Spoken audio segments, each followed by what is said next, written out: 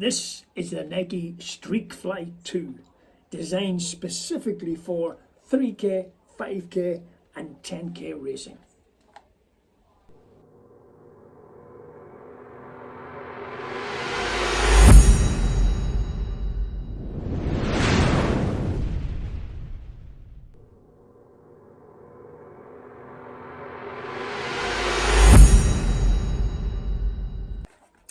Did any of you have the original Streakfly? I did and quite liked it. It was like a throwback, old school racing flat, low heel height, very flexible, beautifully light, and I found it absolutely perfect for training on the track. For racing on the roads, 5K and 10K, in other words, what it was designed for, well, maybe not. I mean, Nike's own Vaporfly did the job so much better. So, what's new with this version 2? Well, absolutely everything. There is nothing left of version 1 except for the concept. This is now an out-and-out, stripped-back, ultra-lightweight, savage, no-compromise, balls-to-the-wall racing shoe.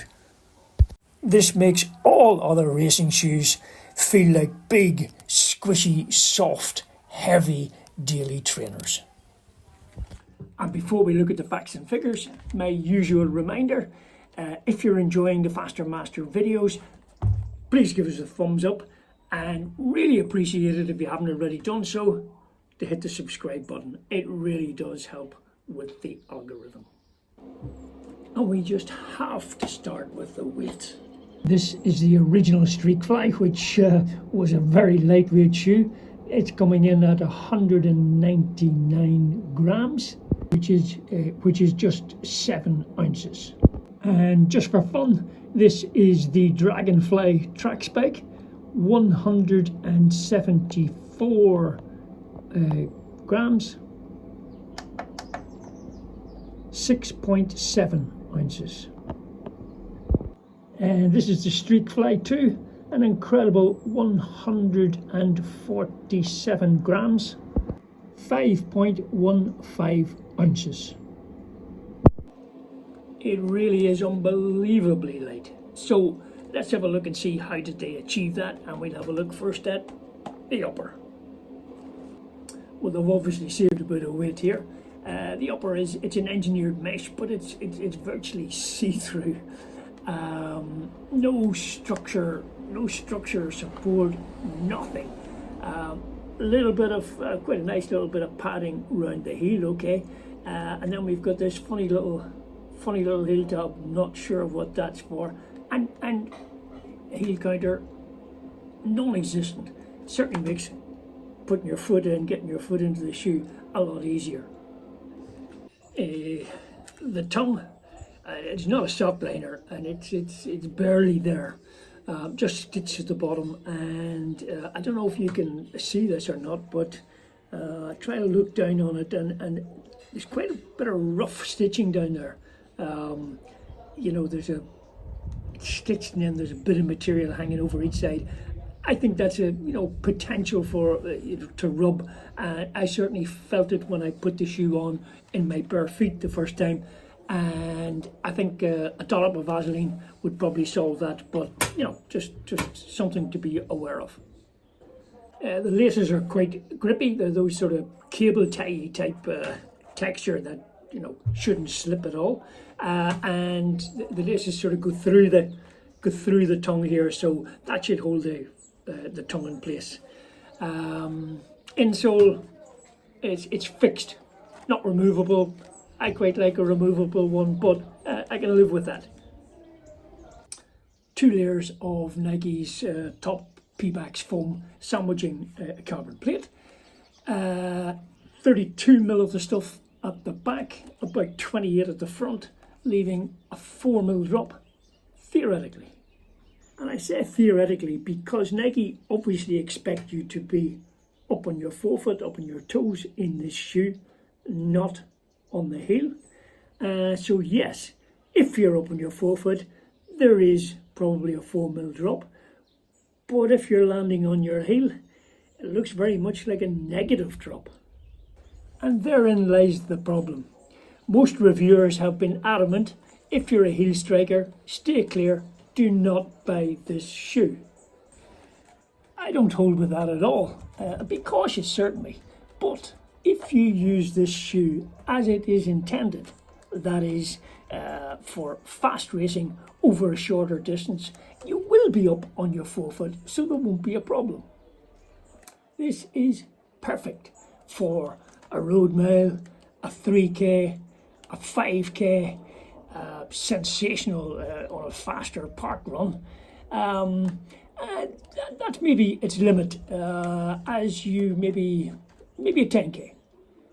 Anything longer than that, and as you begin to tire towards the end, or in my case halfway through, you will naturally drop back on your heel, and then I think your Achilles, your calves in particular, will feel it, and you could suffer. Let's look at the outsole. It's got a, look at me, I've got a carbon plate cut out, plenty of exposed foam. Fair bit of good coverage at the front of rubber, but it's wafer thin. Virtually nothing at the back. Just two little tabs. Don't expect much durability, but I don't think anyone buying this shoe, that's not going to be foremost in their mind. It's apparently built on the same last as the Dragonfly 2 spike, which means very, very narrow under the arch, leaving zero support really. So just before we get into the serious stuff, what they're like to run in, it's probably worth mentioning the fit. As they're built on a spike last, these are snug, snug, snug. The Nike website suggests that you might want to go up half a size from your normal Nike size. I didn't, and the eagle-eyed among you might have noticed that when I was trying these on, I wasn't wearing socks. I was actually wearing these, ladies, I think they're called pop socks, and they're just perfect. They just offer enough to stop any rubbing, but obviously don't add to the size at all. Certainly if you can try these on before buying, that would be ideal. So what do they like to run in?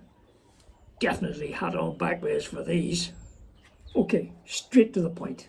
These are sensational.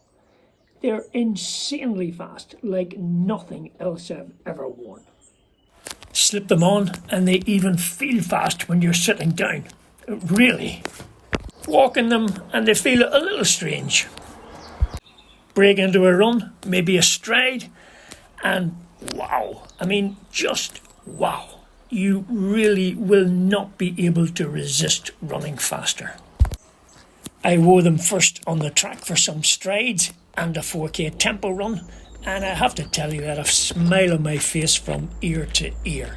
You pick the pace up and you feel as if you can continue to pick it up and get faster and faster. A week later, and I give them the ultimate test, the European Masters 5,000 metres in Madeira. And they certainly didn't disappoint. My first ever track 5,000 metres and an unexpected 4th place. Absolutely delighted.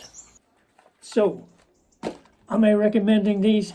Absolutely 100%.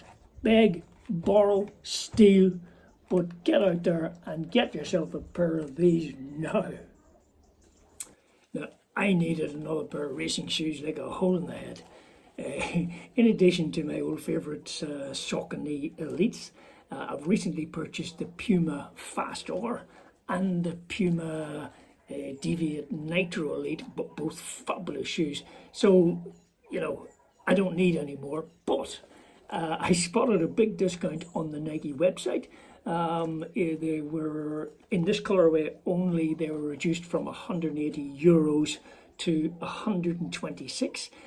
I still didn't buy because I don't need them, but I did phone a friend, told him about them, and he went, oh yeah, I'm going to get a pair. He messaged me back an hour later to say, yeah, I got them. I think it was just jealousy overnight. the next morning I just logged on and got a pair as well. But I'm so glad I did. Which brings me to the price. I mean, what a gift. At that price for this shoe, that is nothing. And I did a quick check there, and on lots of the European websites, there are discounts on every colour. So, after you've hit the subscribe button and given us a thumbs up, get your pen and paper out and write a letter to Santa. Dear Mr. Santa Claus, I've been very, very good all year. Please bring me a pair of Nike Streakfly 2. And on that note, Feliz Natal. Happy Christmas.